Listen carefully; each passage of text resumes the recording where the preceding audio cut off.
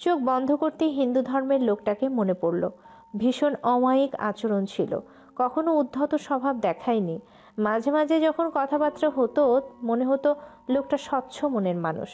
যখন যা কমেন্ট পেত সবই সাদরের সাথে গ্রহণ করত, কখনো পাল্টা প্রশ্ন করেনি। কিছু পেতে হলে কিছু হারাতে হবে, এটা যেন জাগতিক নিয়ম। আক্ষেপের সাথে মনে মনে আওড়ালো মাহাতিম। বুক থেকে ভারী নিঃশ্বাস ছাড়তে ছাড়তে বলল, আপনাকে কখনো ভুলবো না দাদা। আপনিও সালেহের সাথে বিদায় হলেন। আবারও ফোন বাজতে লাগলো ওর।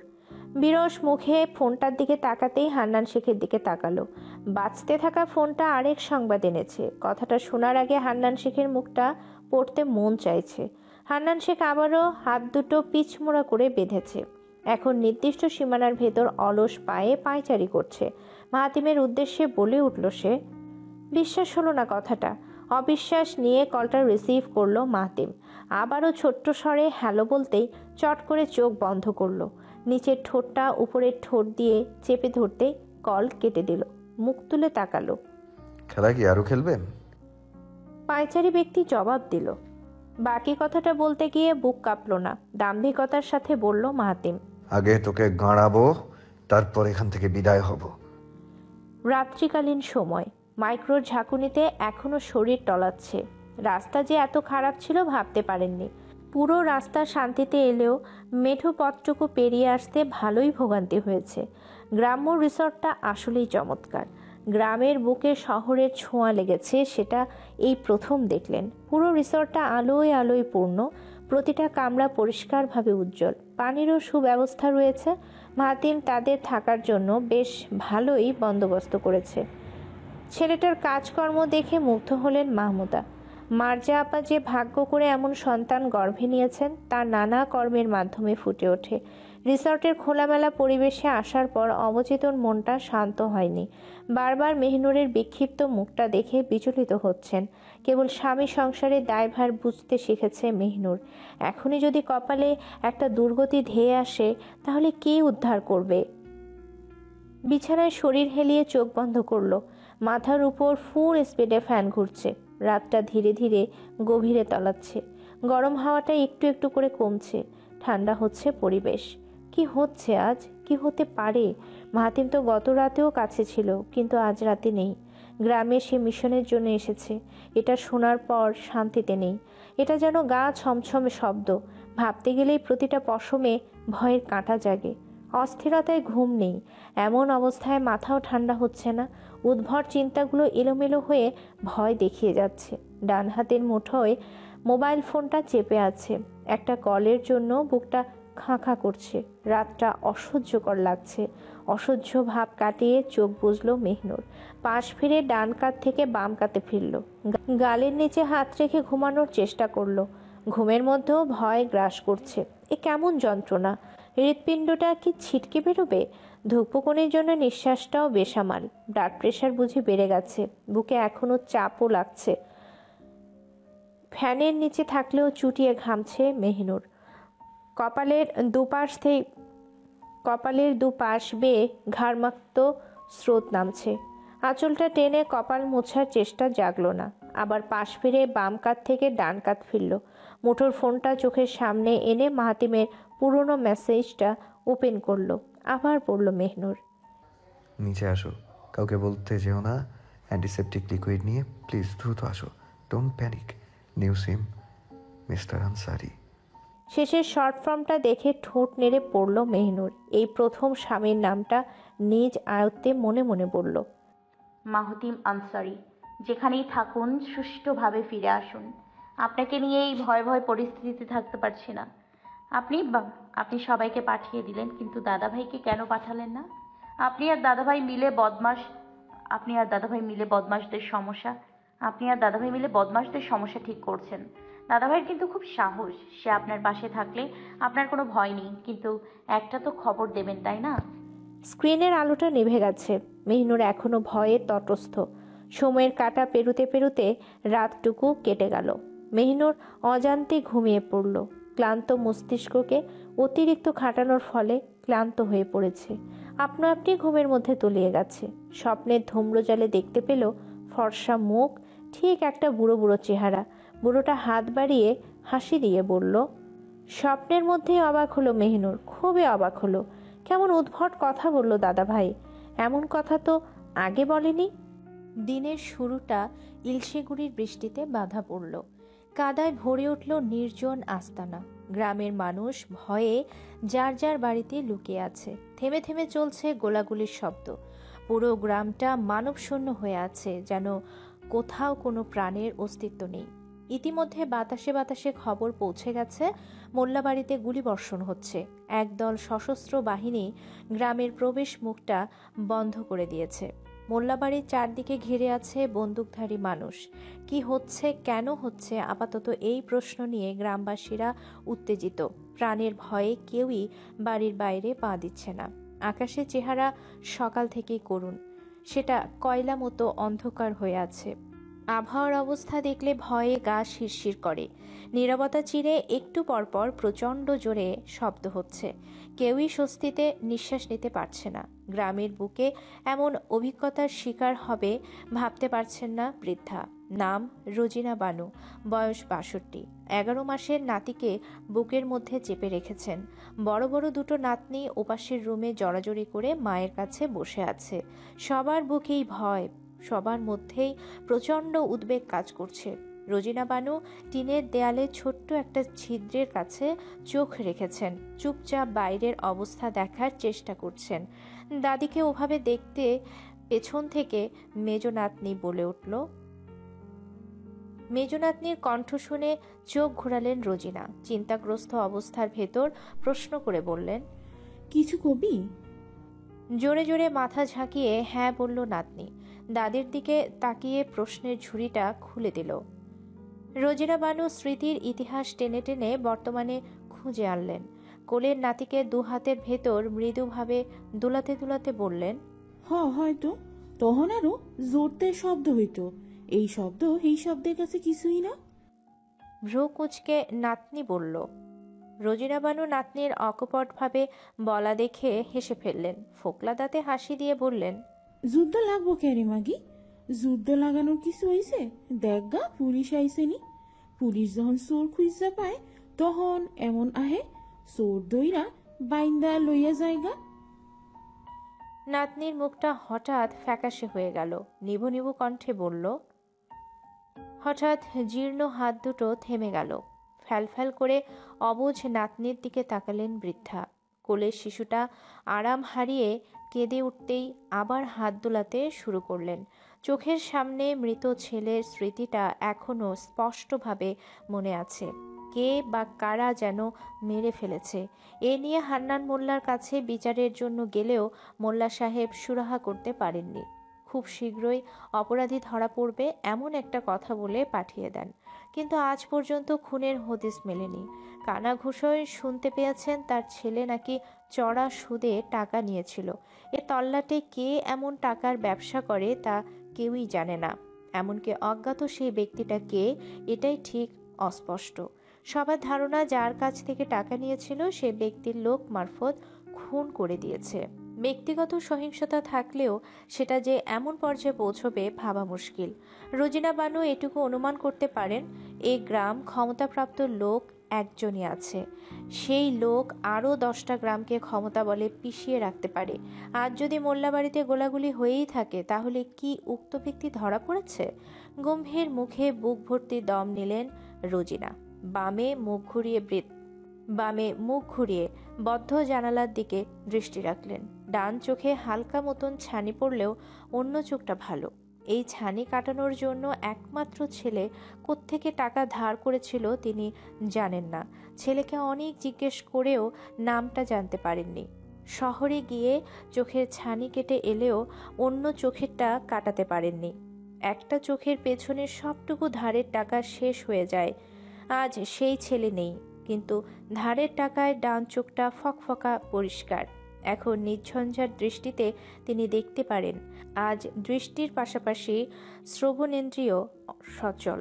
তিনি যে গোলাগুলির আওয়াজ শুনতে পাচ্ছেন তার মাতৃমন জানান দিচ্ছে আজ প্রতিশোধের 16 কলা পূর্ণ হবে। বাতাসে বাতাসে মৃত্যুর মিছিল আজ বহুদিন পর সমাপ্তি টানবে। টিভি চ্যানেলগুলো থেমে নেই, প্রতিটা চ্যানেলে চ্যানেলে ব্রেকিং নিউজ যাচ্ছে। সবকটা চ্যানেলে শীর্ষ সংবাদটা ফলাও করে দেখানো হচ্ছে। রিপোর্টদের কল্যাণে কিছু শর্ট ক্যাপচার করে লাইভ টেলিকাস্ট হয়েছে, কিন্তু নিরাপত্তার জন্য কাউকে কাছে ভিড়তে দেয়নি। দূর থেকে জুম করে যতটুকু পেরেছে টিভির পর্দায় এনেছে, বাকিটা আর সম্ভব হয়নি। উন্মুখ জনগণ সর্বশেষ তথ্য পাওয়ার জন্য টিভির চ্যানেল বারবার ঘুরিয়ে যাচ্ছে, কিন্তু সর্বশেষ নামক তথ্য পাওয়া যায়নি। সবার মধ্যে উত্তেজনার দশা তিল তিল করে বৃদ্ধি পাচ্ছে। কি হবে সামনে? একটাই প্রশ্ন ঘুরপাক খাচ্ছে, চিন্তায় অনেকের মধ্যে উদ্বেগপূর্ণ অবস্থা। বহুল আলোচিত পলাতক আসামিকে ঘিরে ধরেছে নিরাপত্তা বাহিনী, কিন্তু এখনও দুর্ধর্ষ গোলাগুলি থামেনি। মহিমপুর গ্রাম থেকে একের পর এক হদিস বের করেছে, উদ্ধার করেছে কয়েক টন ড্রাগস, ট্রাক ভর্তি নারী, যুবক, শিশু এবং সর্বশেষ অভিযান চালিয়ে বিপুল সংখ্যক অস্ত্রের সম্ভার উদ্ধার করেছে। দলের তত্ত্বাবধানে থাকা উচ্চপদস্থ ব্যক্তিরা এতদিন পর সূত্র বের করেছে। উদ্ধার কার্য শেষ হয়েছে ঘণ্টাখানেক হলো, কিন্তু ফেরারি আসামি এখনও নিজেকে আত্মসমর্পণ করেনি। ভেতরে একদল দক্ষ প্রশিক্ষণপ্রাপ্ত ফোর্স ঢুকেছে ঠিকই, এখনও তাদের কাছ থেকে আপডেট আসেনি। সবাই স্ব স্থানে সতর্কতা অবলম্বন করছে, কেউই ব্যাপারটা হালকাভাবে নেয়নি। শহরের গ্রামের সহজ সরল খেটে খাওয়া মানুষগুলো ভীতিকর অবস্থায় ঠেকে আছে, কেউ বাড়ির বাইরে বেরোনোর সাহস দেখাচ্ছে না। মোল্লাবাড়িতে অবস্থানরত মানুষরা কোথায় আছে এ নিয়ে নানা মতবিরোধ চলছে, তর্ক হচ্ছে, কিন্তু কেউই সঠিক জবাব দিতে পারছে না। সাধারণ মানুষের কাছে টিভি পর্দায় এমন খবর দেখাটা লোমহর্ষক বটে। বহুদিন পর এমন একটা অভিযান চলছে, সেটা সত্যি দমফাটা উত্তেজনার কাছাকাছি। নিরাপত্তা বাহিনী এখনো চুপ করে আছে, কোনো সলিড তথ্য রিপোর্টারদের কাঁধে দেয়নি। তাদের কাছে খবর এসেছে অভিযান শেষ হলে ব্রিফে আসবে তারা, সেখানে সকল প্রশ্নের যাবতীয় উত্তর দেয়া হবে। কিন্তু এই মুহূর্তে কি হচ্ছে সেটা জানানোর জন্য অনেকটাই উন্মাদ আচরণ করছে রিপোর্টাররা। তাদের পুরো দলটাকে থামিয়ে রেখেছে নিরাপত্তা বাহিনী, স্পষ্ট ভাষায় বলে দিয়েছে অভিযান শেষ না হওয়া পর্যন্ত কিচ্ছু জানানো হবে না। টিভির পর্দায় ভ্রু কুঁচকে তাকিয়ে আছে সৌভিক, তার সম্পূর্ণ চিন্তা কেবল মাহাতিমকে নিয়ে। এই অভিযান যে মাহাতিমের আন্ডারে লিড হচ্ছে এ বিষয়ে সন্দেহ নেই, কিন্তু মাহাতিম কি ঠিক আছে? বারবার বলছে গোলাগুলি এখনো শেষ হয়নি, তার মানে মাহাতিম এখনো ডেঞ্জার জোন ছাড়েনি। অফিসের কেবিনে বসে প্রচণ্ড চিন্তায় ছটপট করছে সৌভিক। সকালের নাস্তাটা এখনো ওয়ার্ড ডেস্কের উপর পড়ে আছে। যখন থেকে খবর পেয়েছে মাহাতিম ওদের রিসর্টে পাঠিয়ে দিয়েছে, তখন থেকেই ভয়াক্রান্ত। কবজির কাছ থেকে গ্রে স্লিভটার বোতাম খুলল সৌভিক, ডান হাতে স্লিভটা ভাঁজ করতে করতে কনুয়ে এসে রাখলো। এখন লাঞ্চ টাইম শুরু হয়েছে, কিন্তু টেনশনে পেটের খিদা মরে গেছে। অপর হাতটা স্লিভ ফোল্ড করে রকিং চেয়ার থেকে উঠে গেল। চেয়ারটা পাক খেয়ে গোল গোল ঘুরতে থাকলে সৌভিক হেঁটে এসে জানালার কাছে দাঁড়ালো। দিনের বেলা হলেও টিমটিমে লাইট জ্বলছে, রুমটা এয়ার কন্ডিশনড, জানালাগুলো সব বন্ধ, কিন্তু ভেতরে ছটফটানির জন্য জানালা খুলতে বাধ্য হলো। জানালাটা আনলক করে স্লাইডিং গ্লাসটা বাম দিকে ধাক্কা মারলো। তখনই মুষলধারে বৃষ্টিপাতটা চোখে পড়ল। আকাশটা কালো হয়ে আছে, ঝমঝম শব্দে শহর মাতিয়ে বৃষ্টি পড়ছে। মুখ ঘুরিয়ে টিভির দিকে তাকালো সৌভিক।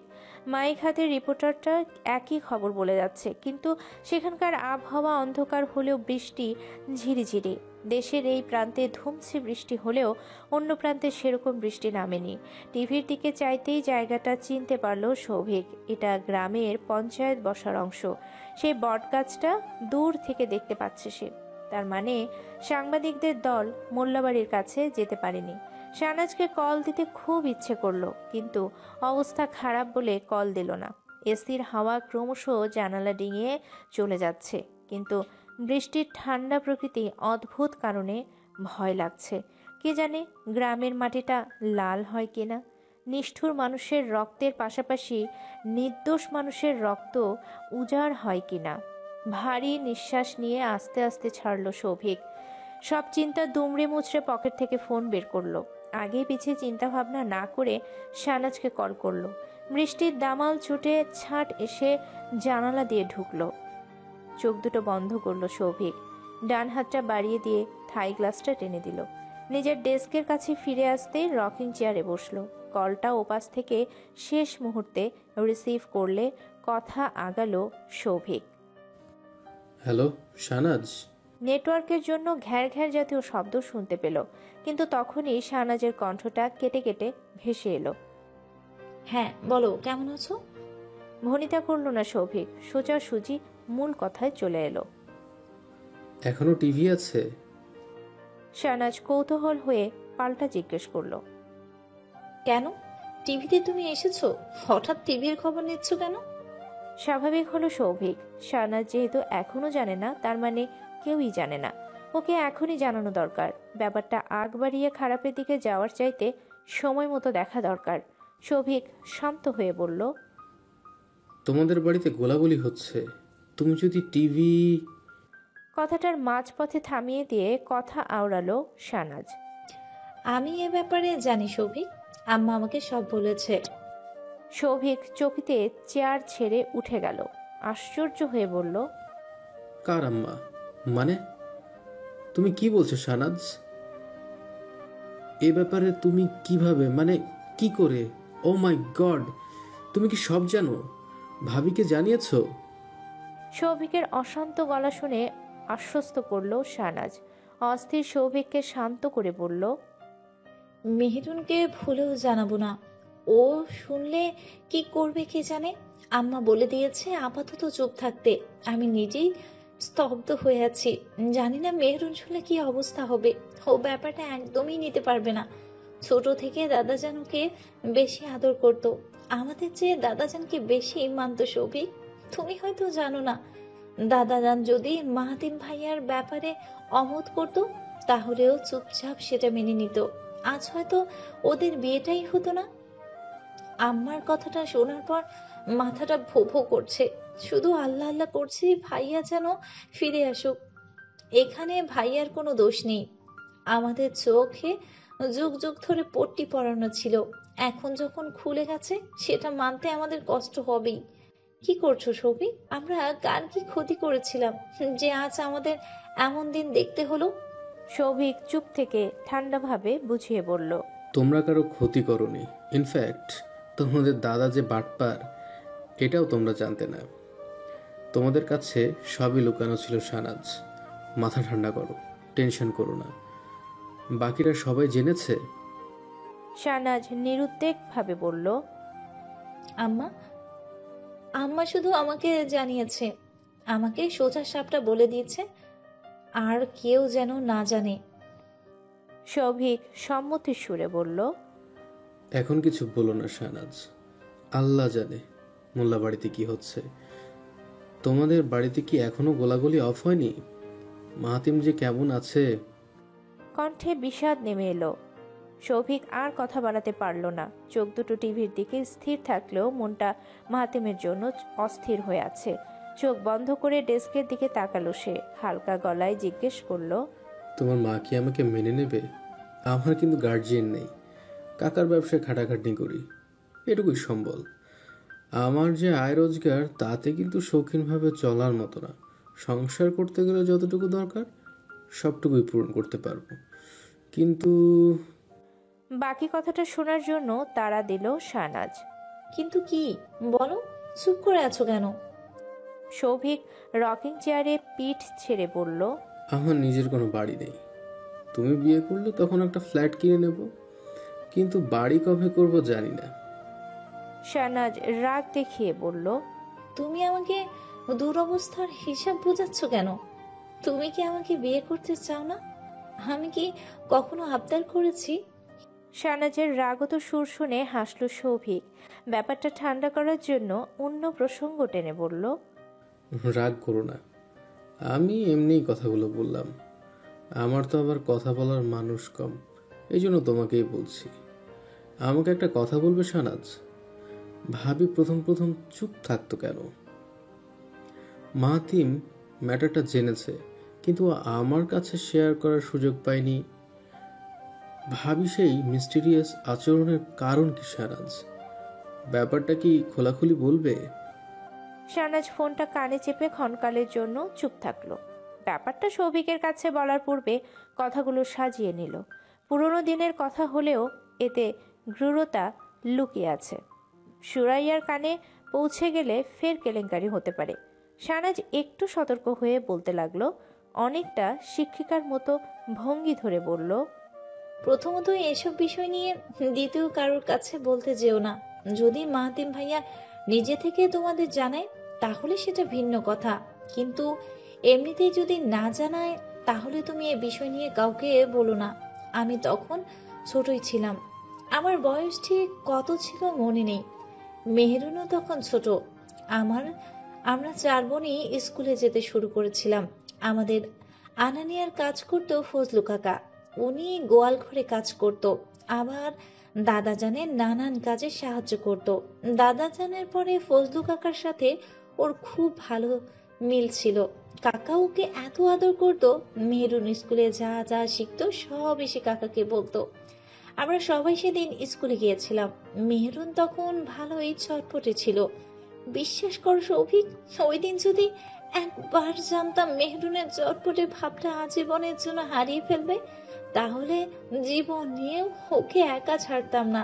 ও আমাদের সঙ্গে ছেড়ে যখন ক্লাসের দিকে ছুটে গিয়েছিল আমরা টের পাইনি। স্কুল ছুটির সময় এত ভিড় ছিল যে ওকে খুঁজেই পাচ্ছিলাম না। আমি খুঁজতে খুঁজতে হয়রান হওয়ার পর সাবা সুরাইয়াকে নিয়ে গেটের বাইরে চলে যাই। সেখানে ফজলু কাকাও ছিল না। ভয়ে আমার অবস্থা আরো নাজেহাল হয়ে গিয়েছিল। একা একা রৌদ্রের ভিতরে তাড়াতাড়ি বাড়িমুখী হই। দাদাজানের কাছে খবর পাঠাই। দাদাজানও পাগলের মতো সব ফেলে এসে মেহেরুনকে খুঁজতে লাগে। কিন্তু দাদাজান আর আমি যখন স্কুলে পৌঁছাই তখন তীব্র উত্তেজনায় ফেটে পড়ল সৌভিক। শাহনাজকে চেঁচানির সুরে তাড়া দিল, তখন কি হয়েছিল? প্লিজ শাহনাজ। সৌভিক শুনতে পেল শাহনাজ ফিস ফিস শব্দ করছে। শাহনাজ কি কাঁদছে? ঘটনার চূড়ান্ত মুহূর্তে কি এমন হয়েছিল? আবারও তারা ঠুকল সৌভিক। অস্থির চিত্তে উসখুস করে বলল, খারাপ কিছু? প্রশ্নটা শুনে তেড়ে আসার মতো মুখ খুলল শাহনাজ। এক চিৎকার দিয়ে চেঁচিয়ে চেঁচিয়ে বলল, হবজ একটা পিচ্ছিকে বাথরুমে নিয়ে যায় কেন জানো? পুরো স্কুল মাঠ খালি ছিল, কেউ ছিল না। শুধু বাথরুমের দুটো দরজা বন্ধ ছিল। দাদাজান ওইদিকে যাওয়ার আগে হঠাৎ একটা দরজা থেকে খুব কান্নাকাটি শুনতে পায়। এরপর যখন দরজা ভেঙে ঢুকি তখন দেখি ফজলু কাকা ওই বাথরুমে। কাকা কাকা তখন একা ছিল না। কাকার সাথে সোনালী নামের আরেকটা মেয়ে ছিল। ওই মেয়েটা পুরো শরীর রক্তাক্ত। সৌভিক স্তব্ধ হয়ে বসে রইল। কথাটা পুরোপুরি না বললেও বাকিটা বোঝা শেষ। কতক্ষণ চুপ করেছিল জানা নেই। শাহনাজের মৃদু স্বরের কান্নায় সদ্বিদ ফিরল ওর। স্বাভাবিক হওয়ার তীব্র চেষ্টা করে শাহনাজকে শান্ত হতে বলল। শাহনাজ একটু বিরতি নিয়ে আবার বলতে শুরু করলো, মেয়েটা মেহরুনের ক্লাসে পড়তো। মেহরুন যে তখন পাশের বাথরুমে ছিল এটা কাকা জানতো না। বাথরুমের দেয়ালে একটা সরু চিট ছিল, যেটার জন্য ওই বাথরুমে কেউ যেত না। এজন্য বাথরুমটা পরিষ্কার ছিল। মেহরুন এটা ভালো করে জানতো বলে সেদিন ওই বাথরুমে ছুট দেয়। আর তখনই বাইরে থেকে ভুলবশত সিটকিনিটা আটকে যায়। এরপর ওই চিৎকার শুনে যখন চিলের ফাঁকে তাকায় তখন সবকিছু ওর চোখের সামনে একটা ফুলের মতো মেয়ে দূষিত হয়ে যায়। সৌভিক 4টা ঘন্টা বাথরুমের ভেতর আটকা ছিল। আমরা যখন উদ্ধার করি তখন পুরনো মেহরুনকে খুঁজে পাইনি।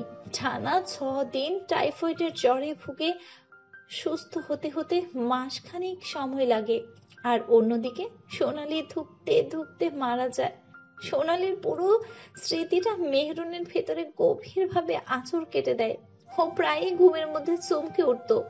ভয়ে সারা রাত ঘুমাতো না। খাওয়া দাওয়া ঘুম পড়া সবকিছু নষ্ট হতে থাকে। ধীরে ধীরে ও অস্বাভাবিকভাবে চুপ হয়ে যায়। দাদাজান ছাড়া ভুল করেও কোনো ছেলে মানুষের সামনে যেত না। সবসময় লুকিয়ে লুকিয়ে থাকতো। নিজের মধ্যে থাকতে থাকতেই কবে অন্য স্বভাবে চলে যায়, নীরব হয়ে যায়, আমরা বুঝতেই পারিনি। প্রয়োজন ছাড়া কথা বলারও এক পর্যায়ে ছেড়ে দেয়। ওর জীবনটা শুধু একটা মাত্র ঘটনার জন্য পাল্টে যায় ছবি। এরপর থেকে ও আর স্বাভাবিক মেয়েদের মতো আচরণ করে না। ওকে নিয়ে মানুষ প্রচুর নাক ছিটকাতো, কিন্তু আমরা তো জানি ওর ভেতর দিয়ে কিসের ঝড় বয়েছে। ওর বিশ্বাস ভেঙেছে, আস্থা ভেঙেছে, মানুষকে মানুষ বলে চেনার ইচ্ছাও মরে গেছে। বিশ্বাস ভাঙলে মানুষই পাল্টে যায় সৌভিক। মানুষ আগের মতো থাকতে পারে না। যদি দাদা জানে সত্যটা জেনে যায়, তখন যে আবার। সৌভিক দুপাটি দাঁত শক্ত করে চোখ বুজে ফেলল। শাহনাজের অসম্পূর্ণ কথা এবারও বোঝা শেষ। কি হবে এখন? সত্য জানতে আর মাত্র কিছু সময় বাকি। যদি হান্নান শেখের ব্যাপারটা জেনে আবার বাক হারিয়ে ফেলে, তখন কি? ভাবতে পারল না সৌভিক। এখন শাহনাজের মতো তারও মাথাটা ভোঁ ভোঁ করছে। সাদা শার্টটার রক্তে মাখামাখি অবস্থা। কানের ডান পাশ থেকে তরল রক্ত চুয়ে চুয়ে পড়ছে। মাথাটা প্রচণ্ড ঝিমঝিম করলেও চোখের চাহনি এখনও কঠোর। 10 জনের একটা আলটিমেটাম টিম আপাতত তার ইশারার জন্য প্রস্তুত। যে কোনো সময় শেষ মুহূর্তের গোলাবর্ষণ হতে পিছপা হবে না। তার চতুর্দিকে ফেরারি আসামির দলবল আহত নিহত অবস্থায় মাটিতে পড়ে আছে। তার মধ্যে নিহতের সংখ্যাই ঢের বেশি। বিচক্ষণ ভঙ্গির চোখ দুটো ডান পাশ থেকে বাম পাশে ঘোরালো। চারদিকের ছকটা আরেকবার ঠিক করে নিল। মনে মনে সঠিক হিসেবটা মিলিয়ে দৃঢ়তার সাথে সামনে তাকালো সে। রিভলভারটা টার্গেট মতো সেট করে গম্ভীর আওয়াজ তুলল, সারেন্ডার করুন। কথাটা অগ্রাহ্য করতে গিয়ে আশ্চর্যে একগাল হাসল হান্নান। সামনে দাঁড়ানো পুরুষটা তার আত্মীয় বলে মনে হচ্ছে না। মনে হচ্ছে না পুরুষটা তার নাত জামাই। জীবনের গতিময় ধারা এভাবে সত্যের সামনে ছেড়ে দিবে কল্পনাও করেননি তিনি। অদ্ভুত নিয়মের জোরে আজ হেরে বসেছেন। যেই মাহাতিমকে তিনি সরল ধাঁচের ব্যক্তি ভেবেছেন, যাকে আলালের ঘরে দুলাল ভেবে নাতনিকে তুলে দিয়েছেন, দিন শেষে সেই সৌম্য দর্শন চেহারার আড়ালে জটিল বুদ্ধি এবং গভীর চিন্তা সম্পন্ন মানুষ বেরিয়ে এসেছে। সেই মাহাতিম আনসারি আজ সশস্ত্র দলবল নিয়ে তাকে আত্মসমর্পণের হুমকি দিচ্ছে। নিজের অপারগ অবস্থা দেখে কুণ্ঠা বোধ করছেন হান্নান। তারও দেহের বিভিন্ন জায়গায় রক্ত ঝরে ঝরে পড়েছে। বাতাসের গতিতে মিনিট 5 পূর্বে বুলেট লেগেছে। বর্তমানে লাইব্রেরি ঘরের কাছে শেল্টার নিয়েছেন। দরজার পেছনে লুকিয়ে থাকলেও তার নিঃশ্বাস এখন স্বাভাবিক নেই। বাঁচার তাগিদে তিনি হাঁসফাঁস করলেও মাহাতিমের নিচ্ছিদ্র পরিকল্পনায় বাজেভাবে ফেঁসে গেছেন। অনেক চেষ্টা করেও মাহাতিমকে নিহত করতে পারেননি। বারবার তার বুলেটের নিশানা ব্যর্থ হয়েছে। তুখোর নিশানাবাজ হিসেবে যে খ্যাতিটা এতদিন কায়েম ছিল, আজ সেটা ভেস্তে গেছে। দরজার সরু ফাঁকে ডান চোখ রাখলেন হান্নান। ঠোঁটটা দাঁত কামড়ে ফাঁক দিয়ে বাইরের অবস্থা দেখছেন।